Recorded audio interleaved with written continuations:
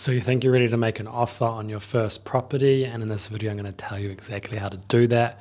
Of course, you probably don't feel ready, you probably feel a little bit nervous or scared, but that's exactly what this video is for. First step you want to do is get the sales and purchase agreement from the real estate agent. Sometimes they will not share this with you, and instead they will ask you things like the conditions that you want to put in and the price. And you can tell them this stuff, it's them trying to be helpful, but ultimately you do want to watch this video so you understand to see what a sales and purchase agreement looks like. And the main thing as well is this is a legally binding contract, so before you sign it, please make sure you have your lawyer have a once over before you sign that dotted line.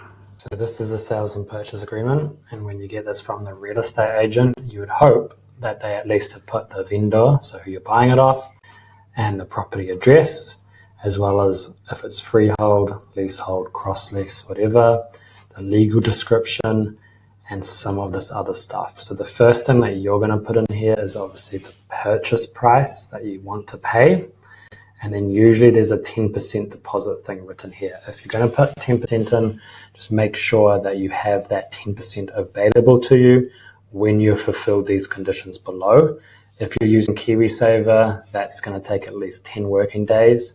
So make sure you think about that. If you're putting 5 working days for these conditions, but 10 working days for your KiwiSaver, that's just something you want to talk through with your lawyer and with the real estate agent. You could also put less than 10%. You could just put down the cash you've got available to you. You can actually just put down anything, but the seller has to agree to it. And that's the key thing.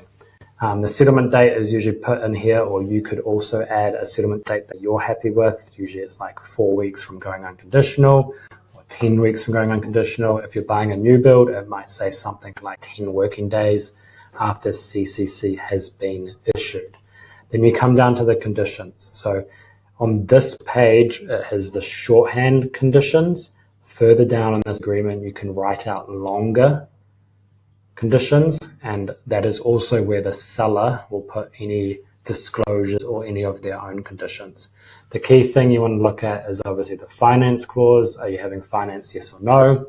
And how long it's going to take. So instead of having the date of finance, you'd probably put things like 10 working days. If you've got less than 20% deposit, you really do need at least 10 working days, maybe longer if you're self-employed, because you have to send it to the bank and you need to get a valuation done.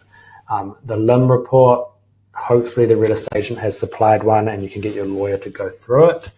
So whether or not you're going to have that as a condition. The building report, that is something more for your peace of mind as opposed to what the bank would require.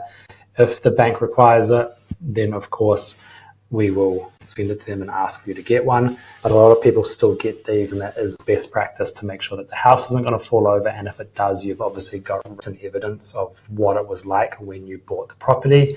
It also means that once the building report's done and there's things that you might find, you have evidence to show the seller to ask to fix those things or for a price reduction.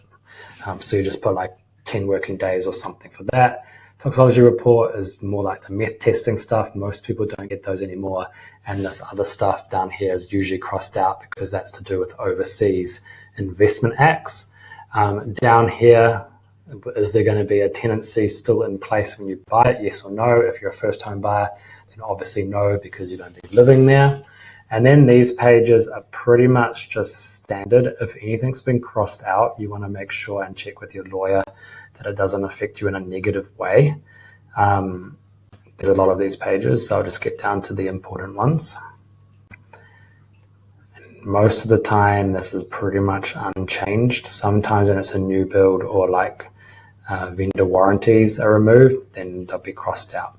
So further terms of sale, these ones the real estate agent has already put in, but there might be others. And the biggest one that would be a red flag is if there's any unconsented works, that should be put here.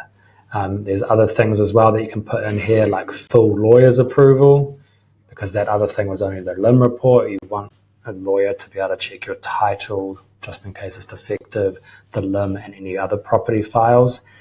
Sometimes people just put a due diligence clause in here, which basically means that you have or you can get out of the contract for any reason. It doesn't have to be finance, it could just be changing your mind. And that's the key thing.